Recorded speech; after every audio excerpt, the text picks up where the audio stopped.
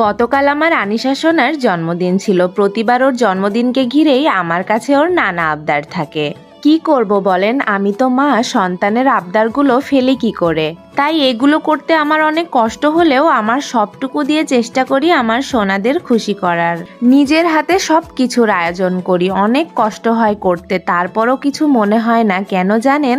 কারণ এই দিনটিতে আমার কোল আলো করে আর আমার সংসারে সুবাস ছড়াতে আমার একমাত্র রাজকন্যা এসেছিল।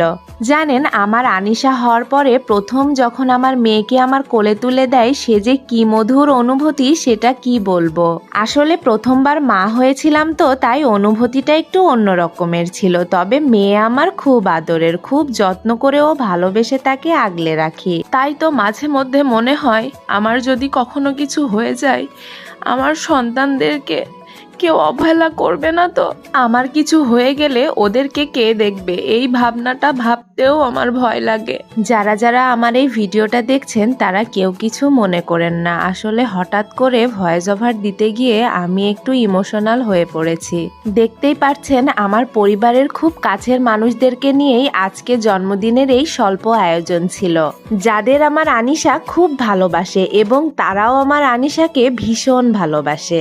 এবার আমি আমার দুলাভাই আপুকে খেতে দিয়ে দিচ্ছিলাম। আনিশার জন্মদিনের সমস্ত রান্নাই আমার খালামণি করেছিল। খাবারের মেনুতে ছিল সাদা ভাত, পোলাও ভাত, ডাল, গরুর মাংস, মুরগির মাংস, এগুলোই। আনিশার বাবার অফিস থেকে আসতে অনেক দেরি হয়ে গেছে। সে তো ফোন করে অনেক আগেই বলে দিয়েছে তোমরা সবাই মিলে কেকটা কেটে ফেলো। বলেন তো, বাবাকে ছাড়া কি মেয়ের জন্মদিনের কেক কাটা যায়? সেটা তো সে বোঝে না। আর এটা আমার মিষ্টি সাথী ভাবি, তার কথা আর কি বলবো, সে তো একদম আমার নিজের বোনের মতো।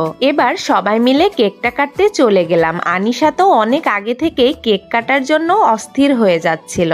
বাচ্চারা কেকগুলো কাটতে পেরে খুবই আনন্দিত। এবার আমার দুলাভাই আনিশার পছন্দের কেকটা প্রথমে আনিশাকে খাওয়াইয়ে দিল। তারপর একে একে সবাই আনিশাকে কেক খাওয়াইয়ে দিচ্ছে, তার জন্মদিন বলে কথা। আনিশার আবদার ছিল এবার জন্মদিনে তাকে বো কেক ডেকোরেশন করে দিতে হবে। তবে আমার করা কেক ডেকোরেশন এবং রুম ডেকোরেশন আপনাদের কাছে কেমন লেগেছে অবশ্যই কিন্তু আমাকে কমেন্ট করে জানাবেন।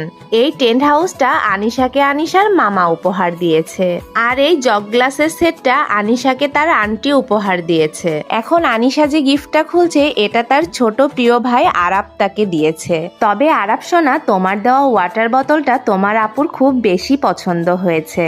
আর এই যে এই সুন্দর ফ্রকটা আমার আপু দুলাভাই আনিশাকে দিয়েছে। আর এই যে আর একটা সুন্দর ফ্রক আমার খালাতো বোন দিঘি আনিশাকে দিয়েছে। আর এই যে একগুচ্ছ